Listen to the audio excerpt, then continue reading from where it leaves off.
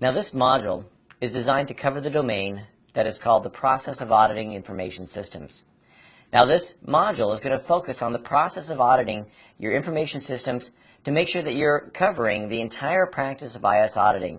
That would be all the procedures, making sure you have a thorough methodology designed to let the auditing team be able to perform an audit on any given IT area and do so in a professional manner.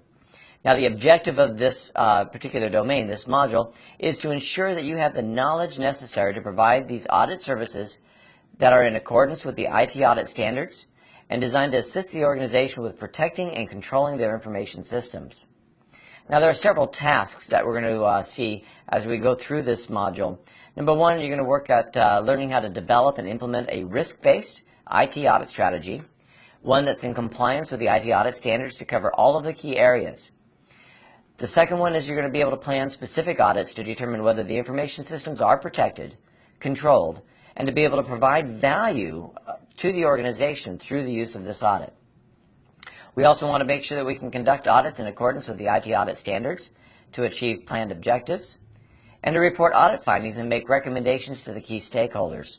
And finally, we want to be able to see how to conduct follow-ups and prepare the status reports to ensure that the appropriate actions have been taken by management in a timely manner.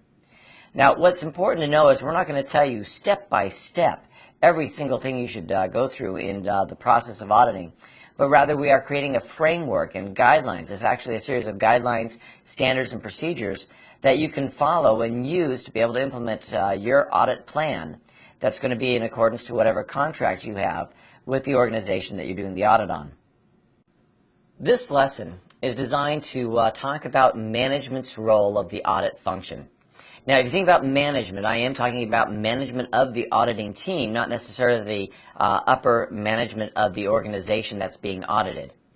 Now, when we look at it from the management perspective, the auditing should be managed and led in a manner that makes sure that all of the tasks that you are chartered to do are performed and accomplished by that audit team.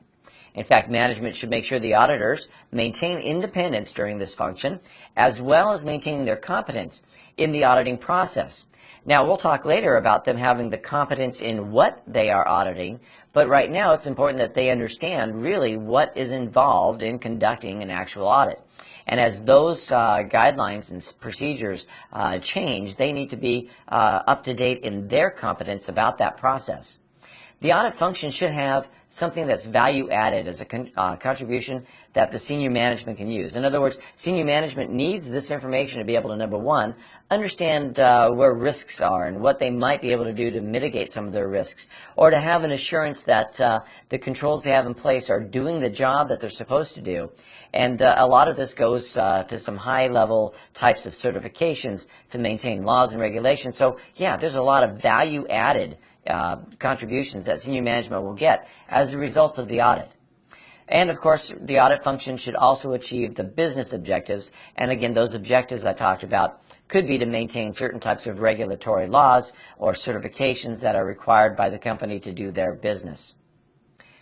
Now, when we look at the organization of the IS audit function, we know that the audit services can be what we call external or internal. Now, internal means that the audit should be established by a contractor or charter and have the approval of senior management. Now, this can be an internal audit. It can function as an independent group. And remember, that is important. The auditors should function independently as they're going through this process.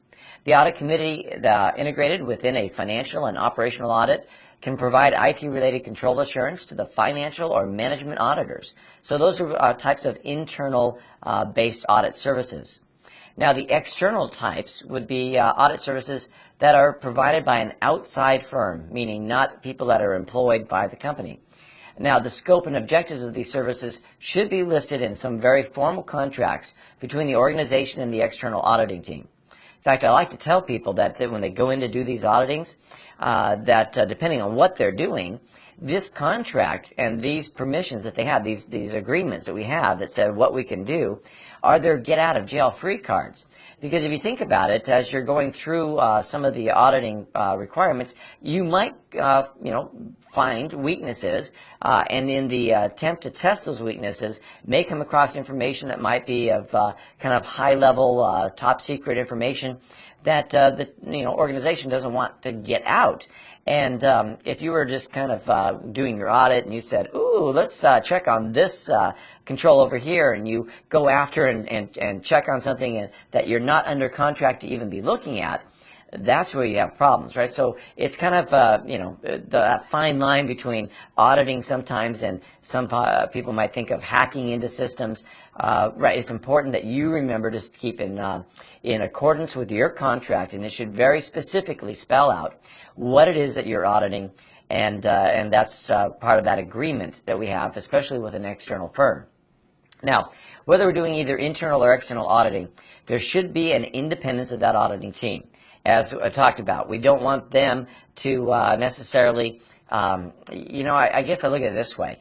In auditing, let's say, a bank type of a situation, if I'm working for the bank manager and the results of my auditing could embarrass that bank manager, there might be some sort of pressure on me from the person responsible for my job to keep some of that information quiet and secret. And I don't want that kind of pressure. I want to make sure there is true independence, so that when I go in there, I'm doing an objective job, knowing that the results, I'm going to report on them fairly and honestly, accurately, and not have to worry about the potential of another person putting that undue influence to kind of hide things or to sugarcoat the results. So we want that true independence, and we can achieve that internally. It's just a matter of who we select as a part of our team. Anyway, we know that they should be independent. Of course, their goal is to report to the higher levels of management. Now, one of the things we have to look at in managing audits is our resource management. Now, technology changes, and it's important that as management, we ensure that the auditors are up to date with their skill sets. I kind of hinted at that already. That means that there's going to be required training that should be directed to new auditing techniques and training into their updates of the knowledge of technology. The ISACA, which I'm just going to pronounce it the ASACA, standards require that the auditing team be technically competent in what they do. And that makes sense to me, right? Because how can I adequately audit something I have no clue how it operates? And so we want to make sure we actually know what it is that we're auditing as far as the technology, so that we can adequately be able to say if it's functioning the way it should. Now, management should consider the auditor's skills and knowledge when they plan the audit. In other words, you need to know what that person's capable of doing so that you can plan to put them in the right location to do the right part of the auditing plan.